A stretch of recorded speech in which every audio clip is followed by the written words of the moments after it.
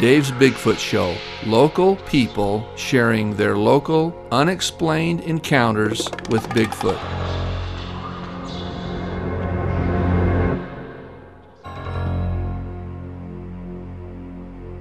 Now, it's nice to see as many women in the audience, because there's only one, the one I read, and then there's only one other woman that is going to be a guest tonight. She'll be the very last speaker. You'll want to stay to the very last speaker, because it would be your worst nightmare, and her story is about a minute long. So hang on for that one. Because I was going to actually say that women don't believe in Bigfoot. I was talking to a group of women here about a week ago, and they said, "Dave, what is Bigfoot?" Yeah, it's right there. Yeah, just hook him up. "What is this Bigfoot Day?" And I explained, well, it's 3 hours of local people sharing local experiences about the creature known as Bigfoot. And they all looking at me going, well, who would come to that? Well, and there's a lot of women here, so thanks for coming. Doug, come on up here. Doug Wilson, local people sharing a very unique, interesting experience. Yeah, and hold that microphone, just touch your chin with it, and that's how it works. So we're talking. And actually, the idea of sitting here came from Doug Wilson, because we're sitting there over the back of his truck talking about just a little teeny thing, but it was so interesting that the whole idea came from there. So Doug, were you ever a young boy coming out of high school, or just messing around? Or were you just always 50? I'm going to have to get Dave back for this. Yeah, I kind of conned him. Tell us about it, and again, it's a little short thing, but it's pretty significant. Go ahead. Well, the experience I had, we never did really decide what we saw, but we were 3 of us in a pickup, and we were going up Powder Mountain Road one night, and we were getting excited about the deer hunt, so we had a spotlight up on the mountain, and we were just looking for deer and seeing what we could see. And partway up the mountain, we could see what caught our attention was some eyes. Some eyes glowing up on the hillside, and we stopped the truck and had the spotlight up there, and it looked like a person sitting on the side of the hill with their arms over their knees, just staring down at us, but there was no, there's no light colored clothing or anything. It was all dark, and we could just see those eyes looking at us, and we just kind of got out of there, and we still never talk about that very much to this day, but that's just a little experience that you see something, you don't know what to think about it, but anyway, a little bit out of the ordinary. Well, now, so when he's telling me this story, and for those seasoned Bigfooters, what's the first thing that you would say when he said these 2 eyes glowed or reflected back on us, and that's what caught our attention? What would you say? What color were they? Well, no, you wouldn't say that. Give me a more seasoned Bigfooter. Human eyes don't reflect. That's what you would say. So, for sure, it's not a guy sitting up there. They reflected my camera. Well, no, that was the sunglasses that they were wearing. The next thing, Doug took me up there, and we sat on the side of the hill and looked up, and it's about 125 yards away. And you realize, you know what? If I stood up there and was sitting on my haunches, it would be really hard to see me. And I just think that idea is quite interesting, and I want to thank Doug for inspiring the Dave's Bigfoot show. Let's give him a big hand. There he is. Good.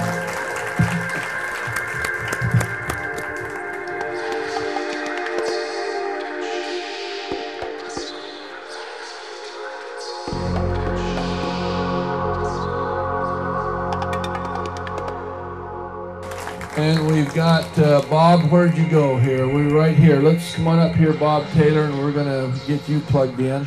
Give him a little plug for Buffalo Tire out there at the intersection of 1900 West and Riverdale Road. You go out there and he'll take care of you. And it's got a real cool waiting room there. It looks like a hunting lodge. You go in and you realize that this guy has been around, he's seen animals, he knows animals.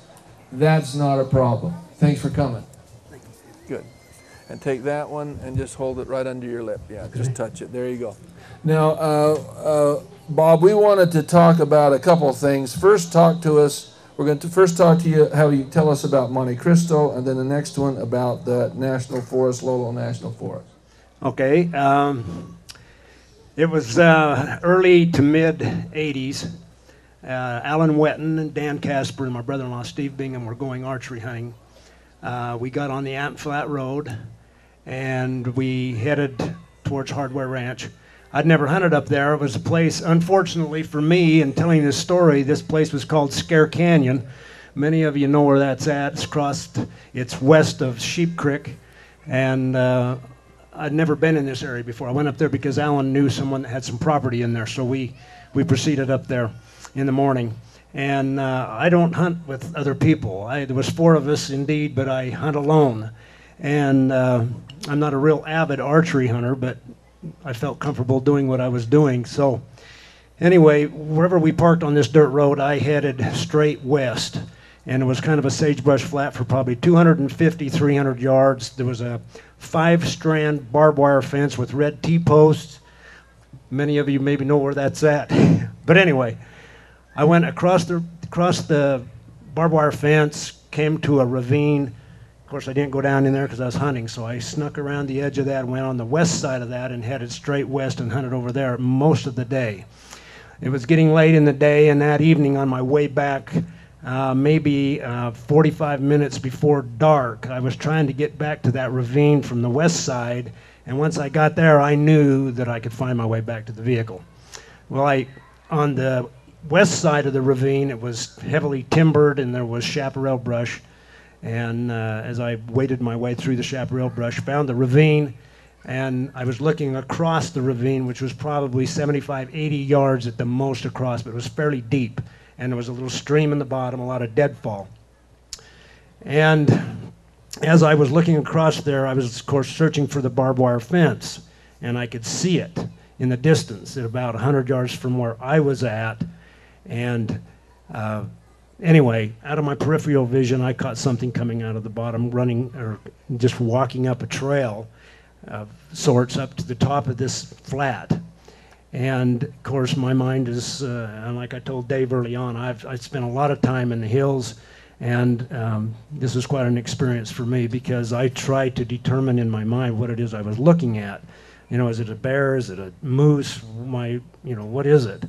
And anyway, this thing walked up to the top of on the other side, on the sagebrush side of this ravine, and I watched it walk up the whole way. It stopped facing what I assumed, because I could not see ears or eyes or a mouth, but it was assumed to be looking away from me. It stood there for a few minutes, and it turned to its left and looked right in my direction, I'm assuming. And then he turned all the way around and took off about 10 steps, stopped, looked over his right shoulder again, and I'm still trying to figure out what it was I was looking at.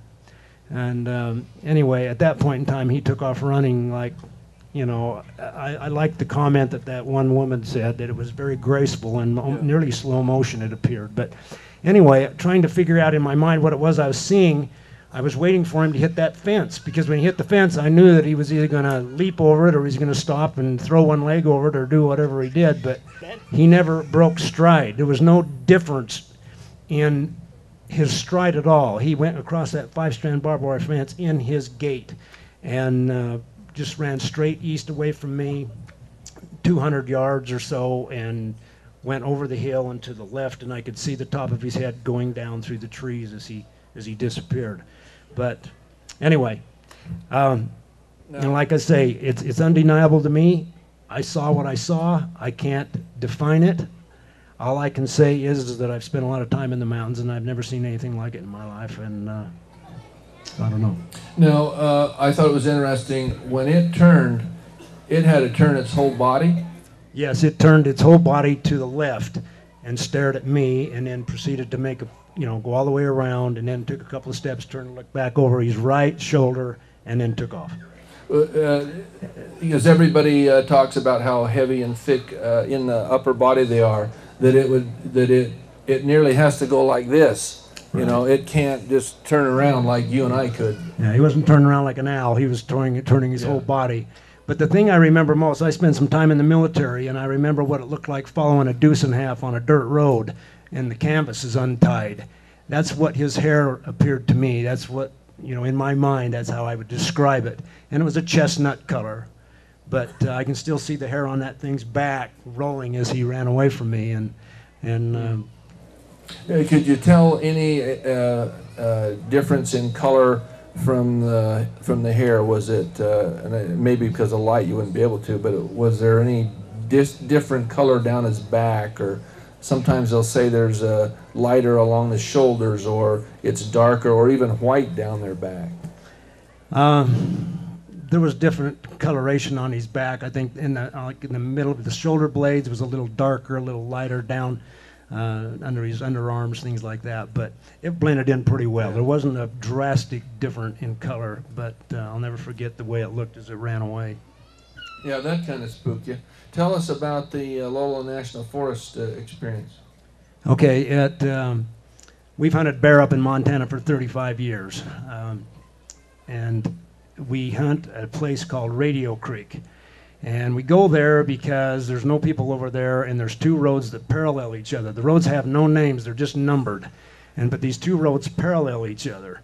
And anyway, I dropped my brother-in-law off at the bottom gate. I drove up to the top gate. We both had watches. We said, okay, set it for an hour. It's getting late. You walk an hour, get back. After an hour walk, you turn around and come back. I'm sure a lot of you hunters have done that. But it was drizzly rain, and I took the upper road, parked my truck up there, and I proceeded back on the road. Walked for about 45 minutes and hit the snow line. Well, in the snow, I saw some tracks at about 20 feet away, and I walked up to them, and because I always check them out. The deer tracks, moose track, elk, deer, what is it?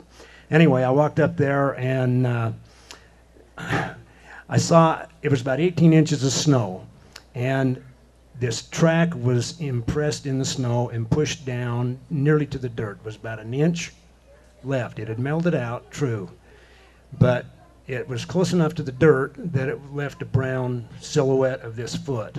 And I could see distinct toes. There was 5 toes.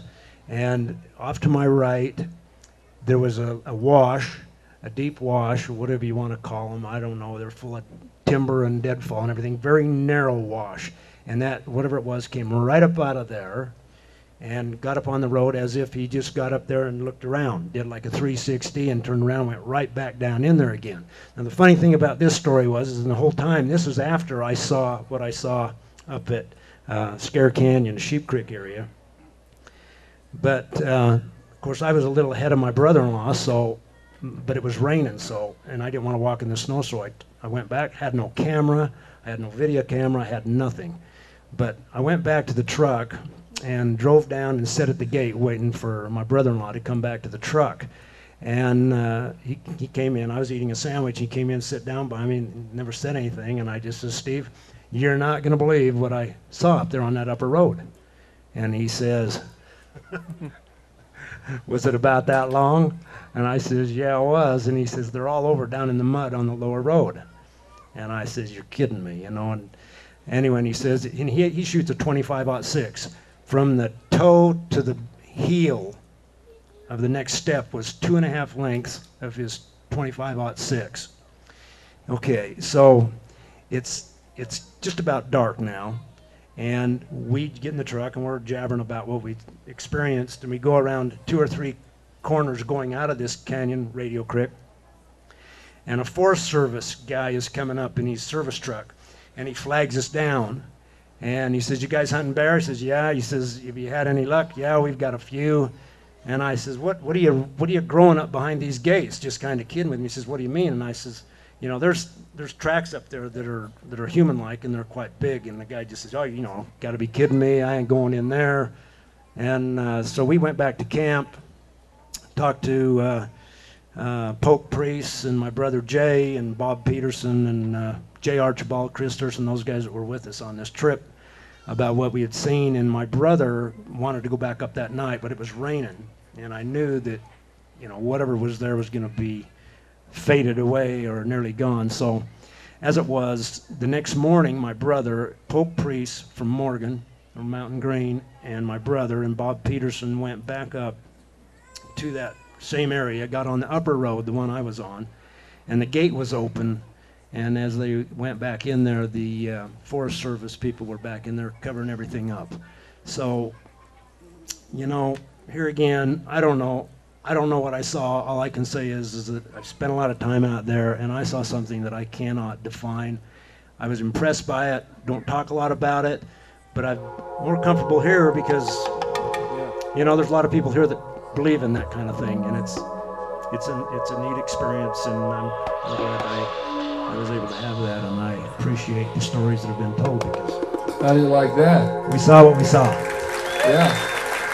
Thank you very much, Bob. Thanks for running.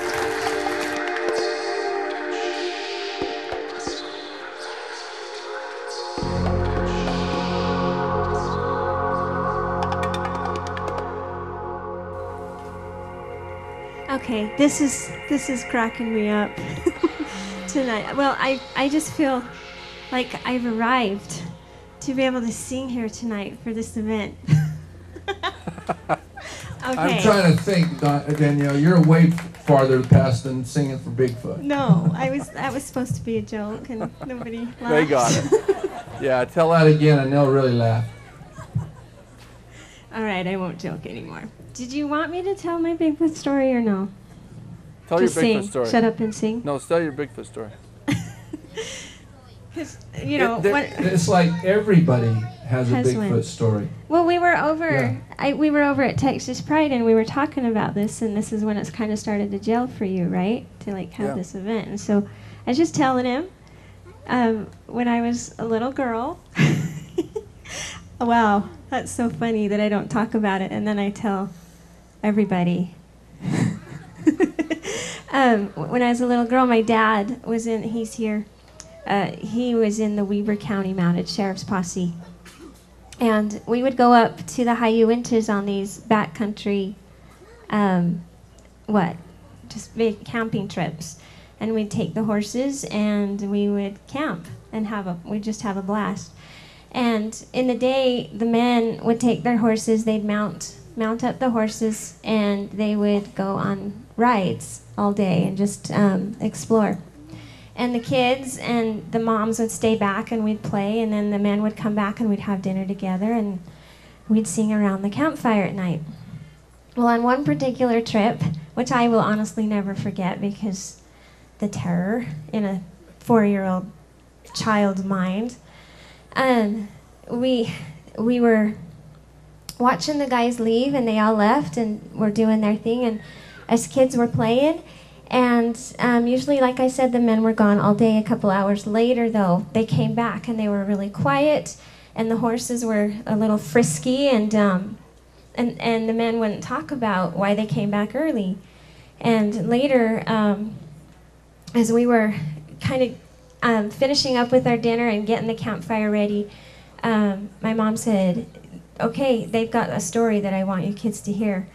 And that thrilled me. So we showed up at the campfire, and they told us that they had seen Bigfoot that day, and that the horses had freaked out, and that there had been a sighting. And I was pretty scared. I was just a little girl, and for all of these grown men to be saying, "Yeah, we saw something, and we've never seen anything like it," that just always stuck with me. So there's my admittance that maybe he does exist. And this is some kind of healing for you to be able to play Yes. here at the Bigfoot show. That was catharsis. Okay, but with that said, I have this song that I wrote just a couple years ago, actually, about my fears, like about how our fears have power over us, and they can paralyze us. As some people have said, when they get afraid, they get really paralyzed or speechless, and I tend to get that way. And sometimes after that happens, I get kind of mad that I don't have the presence of mind to work through it. And I was thinking of all these things that I'm afraid of, and thinking, I'm old enough now where I shouldn't be afraid of these things anymore. And so anyway, those were the thoughts that were going through my mind as I wrote this song. And it's called No Such Thing, but that's not to take away from the stories of tonight.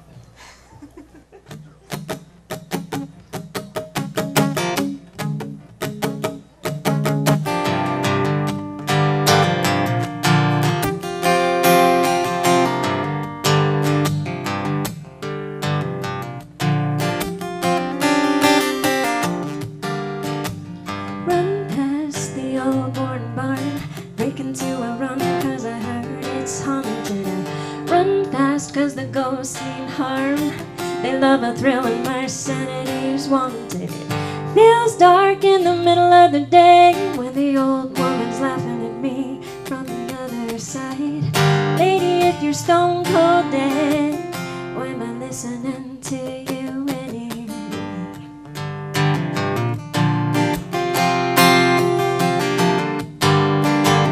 Run down the creaky old stairs, cellar of my past, hurry find what I'm looking for. I brush past memories that last, shivers up my spine, I forget what I'm looking for. Something in the corner is laughing at me, shadows shifting with a wicked grin.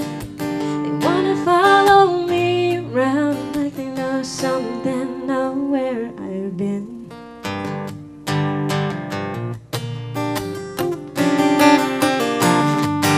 If it's only in my head, where's it got this hold on me? I can't shake this underlying dread. Was there ever any such thing? I still hear every word you ever said. It's got this hold on me, but there was never no such thing as you.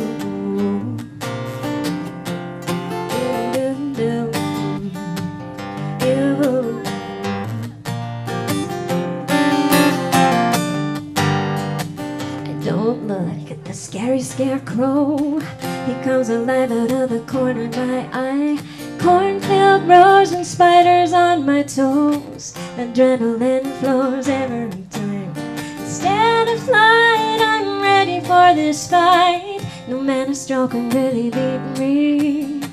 Your sticks and stones hurting my bones. I strike a match and meet my destiny.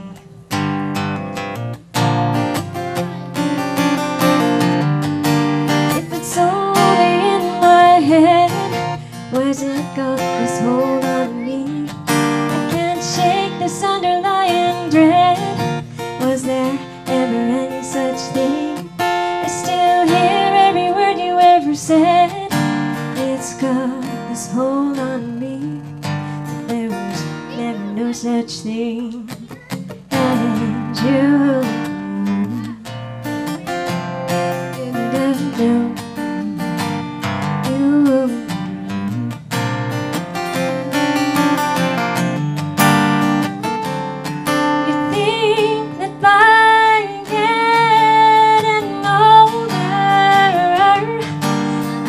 Stop looking over my shoulder makes me blind to what lies ahead. When you're hanging on to reason by a very thin thread.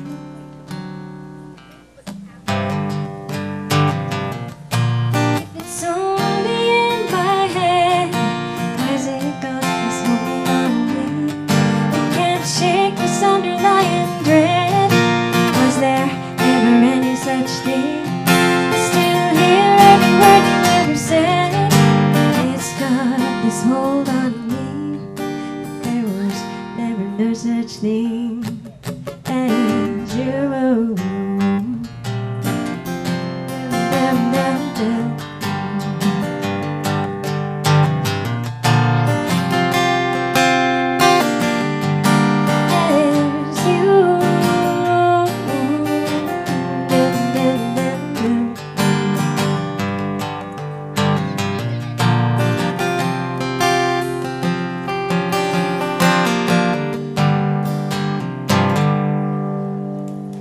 Woo!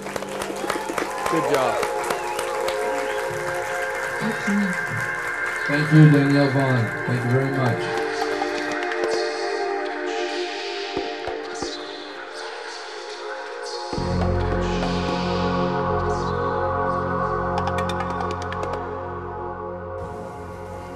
I'm Jay Marker from North Ogden, Utah.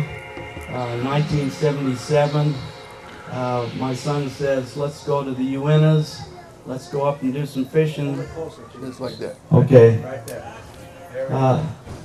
They wanted to do a little fishing before school started, and my neighbor here, Larry Beeson, I got with him, and I says, let's go up to the Uintas, do a little fishing. And so Larry took his boys and another boy, and they went up to the Kubrant Lakes. And I couldn't go the very day they did, so I says, I'll join you. So the next day we came up and joined with Larry, and I think David was 5 years old at that time. And I had a 6-year-old boy, Danny, and I had another boy, Brent, and another son, Neil, that was with us too. So we get up to the Kubrant Lake. There's 5 lakes in the Kubrant Basin. The Kubrant drains off into the Weber River, so we were right up in the top of the Weber River. And Larry was camped there by the Kubrant Lake. And we came in to where they were, and they says, well, the fishing's not good here. But we know that there's another lake. If we climb up over the ridge and walk to the north and drop down in, there's another lake called Fish Lake up there. So that was the plan. We started climbing up to the ridge there. It's about a 12,000 foot elevation. And we get up on the ridge there, and we're standing there looking around, and we're actually looking down into the Bear River drainage now. And right at the back of the Bear River drainage, there's a little pond there, and we look in that pond, by the pond there, and I see a creature down there, and first I just kind of see black and white. And I said, Larry, I think I see an elk. And I started pointing it out, and Larry looks at it, and then this creature's standing there by this little pond, and it wasn't an elk. It started walking away, and I think, I don't want to tell the whole story. I want Larry to just tell a little bit too. And Before you switch, about what year again? This is 1977, And about the 25th of August. And then how far were you looking down at that lake? Okay, we were looking approximately 700 yards, I figure. Okay. And we see this creature, and I'll let Larry tell you a little about it now. Well, actually what had happened was some of the boys, there was actually eight of us who seen it, but there was 2 or 3 other boys. How many was it, Jay? Two other boys were over rolling rocks, and unfortunately they never did see it. But when Jay says, Larry, there's an elk, I looked at it, and it was walking on 2 legs, and one of my sons, my oldest son, he looked at me and he says, Dad, what is it? And I says, I don't know. And he says, is it Bigfoot? I says, Yep, I think so. And, and so we, we watched it. I don't know how long did we watch it, Jay? It was about. Well, I figured we watched it probably 3 minutes. Yeah. Total time watching it walk away. But one of the strangest things, I guess I can actually tell this because I've heard some strange stories tonight. So You'll fit right in. I'll fit right in. But we were going over. That was our goal, was to go to Fish Lake and do some fishing. And when we got on top, I took my camera out of my pack, and I was going to take some pictures of the scenery. And I actually had a camera in my hand when we seen the creature, but I couldn't take a picture. And to this day, it haunts me because, once it disappeared, then whatever passed over. I says, Jay, I said, we can get rich, man. Let's head down there. So we took off and chased it down there, but at the time I could not take a picture, which was quite a strange thing. Another interesting thing, I remember David and some of the boys started yelling down at the creature as it was walking away, and they yelling, "What are you? Who are you?" The creature stopped, and he got very cautious. And then he started sneaking away, and he started sneaking through the timber, and it was scattered timber, so we could see him here, and then we'd see him there, and then we'd see him there again. And then he walked through a little opening, come to an opening, and he stood there, and he looked around to see where we were. He didn't probably know we were up on the ridge looking down on him. And then he cautiously went through it, and then he walked over and stood by a pine tree, and he stood there for about a whole minute before he decided to disappear into the thicker timber. What kind of coloring? You want to tell? Go ahead, Dave. No. He was real dark in color, except for his. It was from his shoulders to his waist, and it was real white. It was like an old grizzly bear or something like that. How big? Is there an estimate? Okay. Larry says to me, he says, we can get rich if we get the picture of this guy. So I says, what good's it going to do us if we're both dead? And so he talked me into it. He says, let's leave the boys on the ridge. They know the way back to the truck. We'll go down and sneak up on this thing and take his picture. So we go down there, and we're standing right there where we first saw him, and we could see some tracks there in the ground. And my son Brent, who says, Dad, he says, you look like you was about 1 inch tall down there when I was looking down at you. But he says the thing we saw was 1.5 inches tall. So I'm almost 6 feet tall, so he was up around 9 feet tall. And one thing that really impressed me too is I kept saying to Larry, I said, where's the head on this thing? I mean, it just looked like it was so big and huge, and its shoulders were so broad, and its whole body was just massive. And I've seen bears before. In fact, I was in the Uintas just Saturday, and I saw about a 500-pound black bear. And this thing was much bigger than that 500-pound black bear I just saw. And it walked upright, and as it went down around the pond there, well, you could see the arms swinging and the space between the legs, and as it walked away. It was just amazing. I think Larry was in shock why he didn't take a picture. I think we all were in shock. What are we looking at? Well, I really wasn't in shock. It was kind of a interesting phenomenon, I would say, because it was like something came over me and said, "Hey, don't worry about it. It's nothing. It's, I mean, if it was a bear or something like that, man, you'd be excited." But I was not excited. It was just real calm, and it was a feeling not to worry about it. And then my boy says, "Take a picture," and I said, "Oh, I don't know. I've only got a few pictures left," and I thought, I'll use it when we go fishing, down there. So I didn't take a picture, but. There's still more to this story, Keep going, though. yeah. Keep going. Yeah, So after Larry and I go down there, we walk in approximately the same area that it is, and we're tracking it, and I find some markings, scuff marks on the ground, and we go over right to the tree where this creature was standing, and we looked at each other, and we both chickened out right there. We're not going to go get his picture. Let's just go out of here. So then we climb back to the ridge, and we get the boys, and we go off fishing. And we go on down to Fish Lake, and Fish Lake is a fabulous lake. We were catching them right and left. Next thing I know, the sun's going over the mountain. And so, oh no, I'm not going to walk back in the dark. So my boys and I, we stayed there by Fish Lake all night with a big bonfire, no sleeping bag, no tent, anything. That was the longest night I ever spent around the lake with a bonfire trying to stay warm. And meantime, Larry, he was a little smarter. He took off and headed back to the Cooper Lakes, and I think he has an experience that you may want to tell. Yeah. This is where Dave comes in, my son Dave. Dave, why don't you go ahead and tell them about this story? It's kind of a hard one to start with. Like I say, I was 5 years old, and I was talking to Bob Sanders, who I just happen to know for about a year now. I was talking to him after he told his story, and I had no idea that Bob had had an experience, and he had no idea that I had had an experience.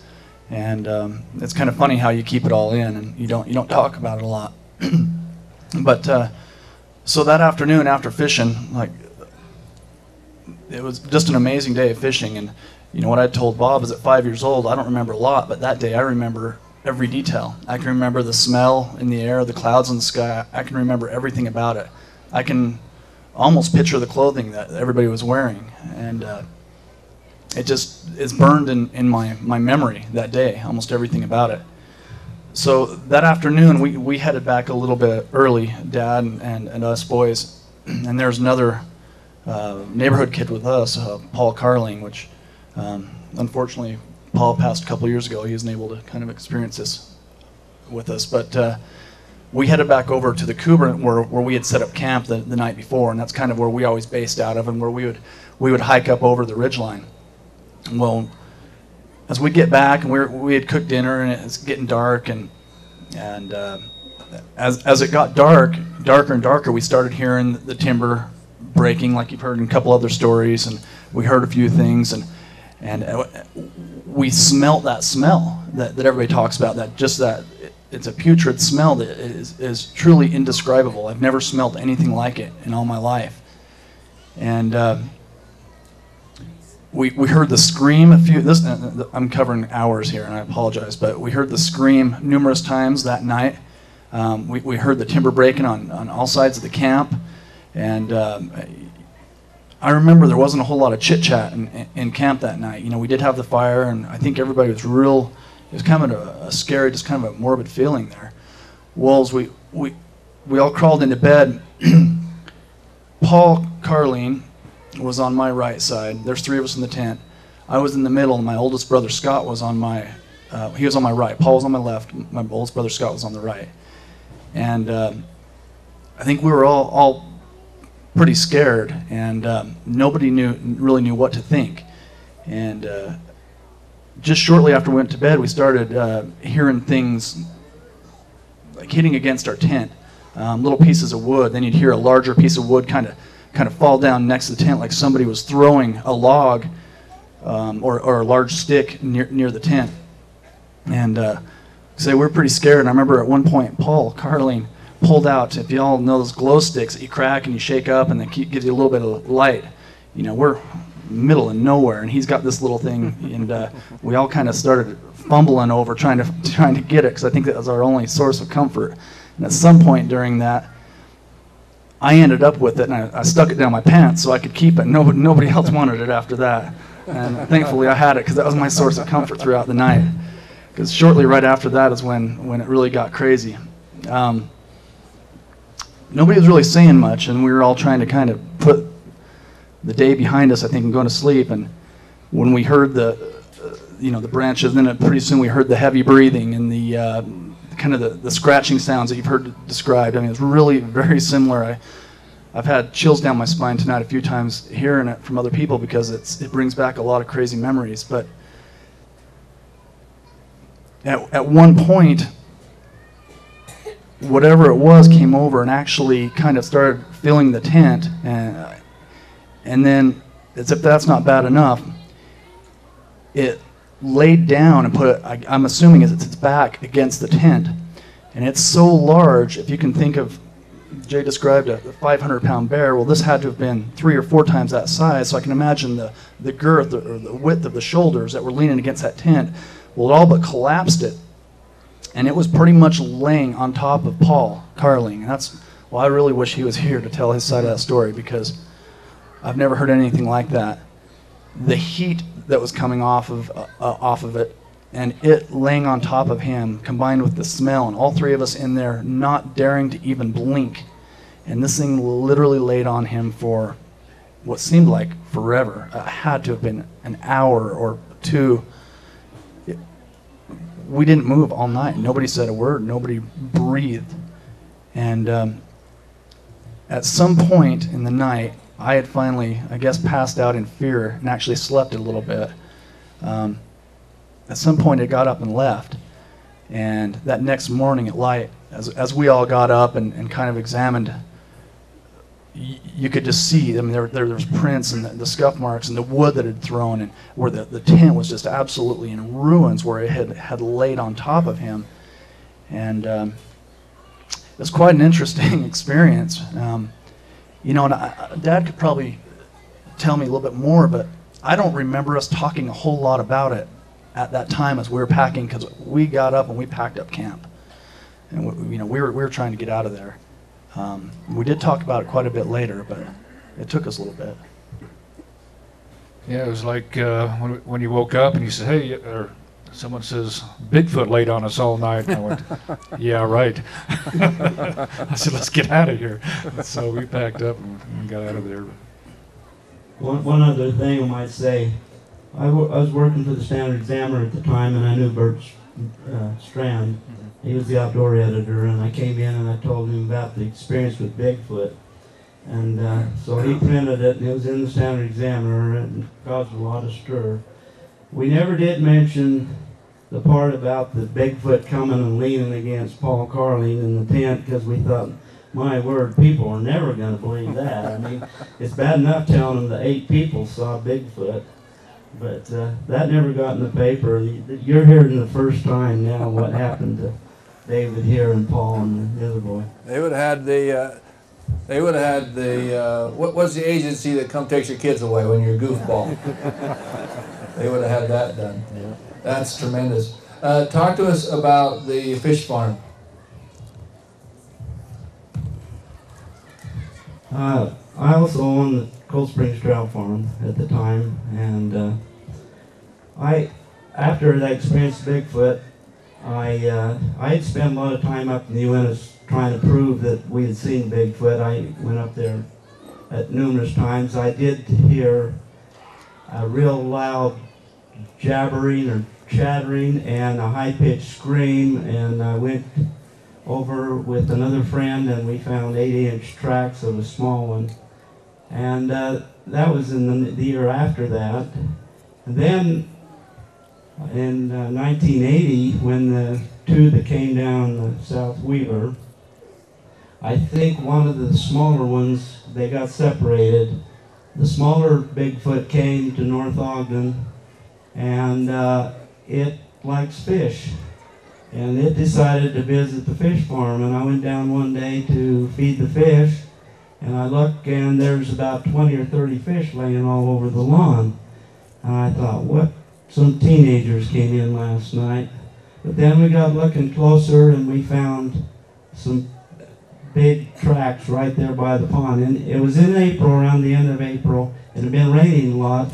The creature had come over to the pond and sunk in the ground, and he actually sunk his toes right straight down. I have a cast of him. He's 14 inches long, and it's a good cast. It shows the all 5 toes, and then even the toenail on one of the toes. And he he took fish, and then he left, and I thought, well, I'm going to try and find out how this guy got into the fish farm, so I went out and circled around. There was a little road coming down from Mountain Road down to there at the time, and I found tracks of where he'd walked in. I never did find the tracks where he walked out, but the tracks walking in, I had to stretch my stride just as far as I could to meet his natural walk, where he came down in there, fish farm. It caused a stir. We got the North Island Police, we got the Fish and Game. Ralph Blotter of the Fish and Game came. He was the one that actually poured the cast of the footprint.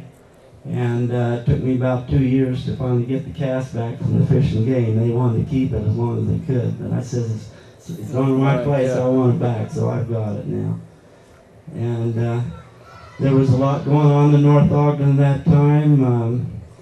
I don't know if you want me to mention the young man that almost shot it. Yeah, do that. I have a good neighbor. He doesn't want his name told, who he is, but he was living in North Ogden. He had a sow pig with a bunch of piglets, and something came in and took one of the piglets, and it was disappeared. So he went out there and he brushed all around the pig pen. We're going to find out what was coming in and getting these pigs. It was right towards the evening, about dark.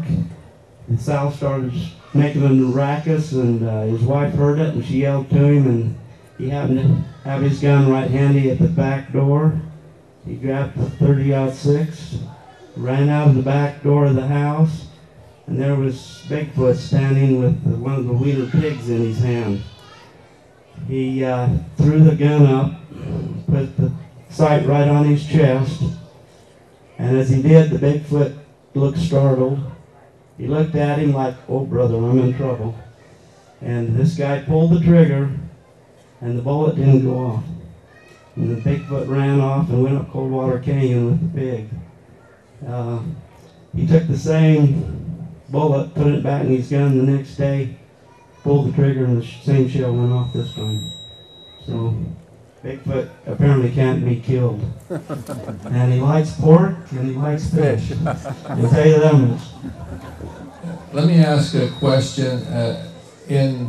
So this would have been nearly 30 years ago, 20, 30 years ago. 33 years ago. What's 33 years ago? What's happened in your mind? What is your thinking been changed toward Bigfoot? And I'll have each of you answer that in what you think.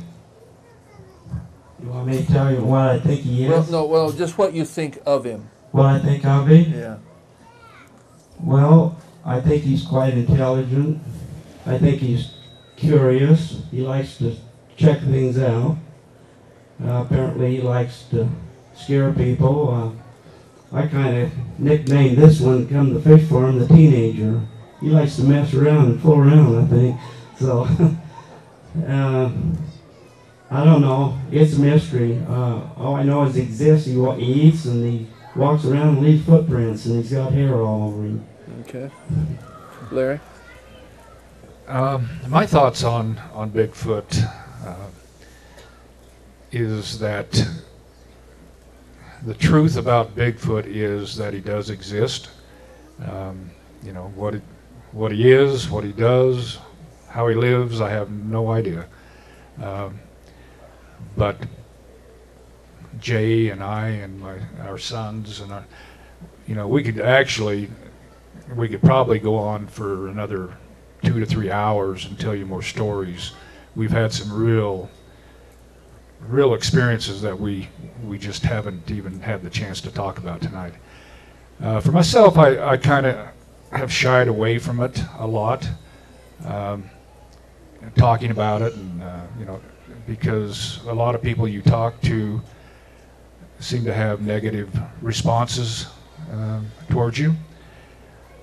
And I really wasn't going to do this show, but Miriam, Jay's wife, chastised me and says, this is something you have seen, and there's no reason for you not to tell your story because it's true.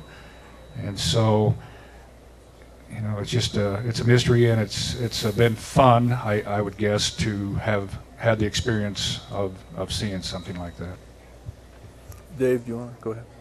I think for myself, it's hard because there's only so many times in your life you can be called a liar, and excuse me. So that was always a hard one for me, and I know my brothers, and I think as well as Jay's children, we were all close friends. Growing up, once the story got out, you kind of shy away from telling it. As a matter of fact, I wasn't planning on this tonight. I was just a spectator, and they decided to drag me up here, and I was definitely hesitant. But to me, I mean, there's no doubt in my mind of his existence and what I saw. And as I was talking to a gentleman earlier, somewhere deep down in my heart, and I've told my wife this too, I feel as though I'm going to see him again. I don't know how to explain it. I don't know why I feel that way. And maybe it's just crazy curiosity, but there's, I know of a few people that have seen him more than once, and I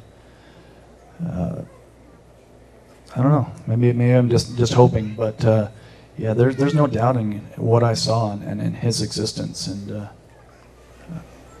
don't know. That's good. How do you like that? I'll tell you what. I've seen the cast, the foot cast, and it's so interesting because the toes can go down farther than our own toes. They almost like a hand. So when he stepped out of that pond, it was like that. But the toes look very human. It's amazing, and the way they got the cast, because he was in some soft ground, he actually even has a little bit of the top of a toe that is very clear. Just amazing. I want to, do we have Cindy? Is she out there? Let's give them another round of applause here, and let's bring Cindy out. Thank you, you guys. Thank you very much.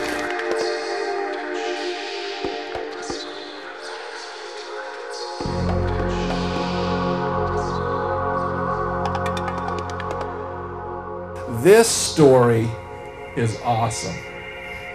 We've just kind of gone like this, man. I'll tell you what, I don't know about you guys, but this has been a great night. And it's the best redneck night you could ever have. Yeah, I'll tell you what. It's great. I feel bad that I got my back to you people. I hope that's okay. And it's this Cindy, as you know, now my daughter was here, and she was involved in that experience. But Cindy's experience, this is the first time I've heard Cindy's experience. And kind of fill us in a little bit, and then tell us. Okay. When Jay was talking about the fish farm, my husband and I lived in a trailer home on the fish farm. And to just briefly before my experience happened, when they got the cast by the fish pond, my dad came down to see it, and my dad weighed maybe 240. He wasn't a lightweight, he wasn't real big, but the dirt, the mud that cast was in, the footprint was in his clay. And I remember my dad jumping on that clay right by the footprint, and he didn't even make a dent. There was not even a trace of his footprint in that the next day. So just to let you know, it wasn't just soft mud. During that summer of 1980, before my experience, my mother and my two brothers and my cousin were outside late at night, and they could smell this really putrid, awful smell. And, they're just like, "Ew, what is it? That just smells terrible." And pretty soon they heard this scream, and it started out really, really low, and it went higher and higher and higher until it was like a high-pitched woman's scream. And it lasted quite a while, and there was no breath. It was just really long, and it was loud. She described it as like an elephant was across the street. It was really, really powerful. And it came out of the Coldwater Canyon above her house. So I was kind of feeling bad because I didn't get to hear the scream or smell the rotten smell. But as Robert and Jay planned a fishing trip, they went back up into the Uintas to go fishing later in the summer. And I was home with 3 little kids, and I didn't like being home alone. But Robert liked to go fishing, and he'd go to the Uintas every year, so I just handled it. Well, in the middle of the night, Autumn got up and needed a bottle, and she was crying and crying, and so I thought, okay, I've got to get up and make this baby a bottle. So I went in the kitchen and flipped the light on and made this bottle, and I turned around, and in the kitchen window, there were eyes looking back at me through the window. And I knew they were animal eyes because they reflected the light from my kitchen light. And I remember standing there looking at these eyes that were looking directly at me, and they were big eyes. They weren't little. And it was just kind of a chilling feeling, but I kept telling myself, turn out the light, go to bed. It's just a cat. Just go to bed. And I remember just standing there and staring at it, and I reached out and turned off the light, and I went back in the bedroom and fed the baby and put her to bed, and I laid there, and it was really, really hard to sleep. It was hard to sleep not having Robert there anyway. And the next morning I got up and I went outside, and I opened the door, and I looked where that thing had stood, and our trailer stood 2.5 feet off the ground. So my feet were 2.5 feet off the ground where that thing stood, and I was looking eye to eye with it. And I knew at that time that was no cat. And of course my brothers are saying, why didn't you open the door and look at it? And I says, do you not watch the horror movies where they open the door and something yanks them out and eats them, you know? I says, I was not opening the door. But I have I'll tell you what, Cindy, if I had two eyes looking at me from 7 feet off the ground, I would have run. I would have called my wife and said, you bring the baby home, I'm gone. Well, and the night before, the day before the guys left, they had, I believe it was my husband, they had seen some footprints up the road above our trailer. And my mom had said, don't tell Cindy. She's going to be terrified when you're gone if you tell her you saw those. And Robert's like, well, they weren't really clear. I couldn't tell if that's really what it was. They're just footprints. It could have been a dog or something. And so when he got home, and he was thinking when he was up fishing that maybe they might see him, that I had a really close encounter. And I would say they were big and maybe the size of a human's eyes. So. Wow. How do you like that story? Yeah, thank you so much. Thank you. Thank you for coming. Yeah, that's one thing you don't want to have happen. And Dave's having a hard time with the eyes. What color were they? They were a goldish red color, and if I had to put my hands apart, you know, thinking back, they were about like this far apart. So, and they were pretty big. That's great. Give her a big hand. I don't think she knew she was coming up until right then. Well, I'm glad that women now know that Bigfoot could possibly, I'm sure you had that experience, exist. And the thing about it is, there's people in this audience, we have a whole group here that could do stories, and I don't want to say stories, experiences that just are spectacular. Now there's people that have got way more stuff. There's some great guys up here, and if you'd like to visit, and I think we'll shut it down now so that you can visit with them. And thank you, and good night from Dave's Bigfoot Show. Good work.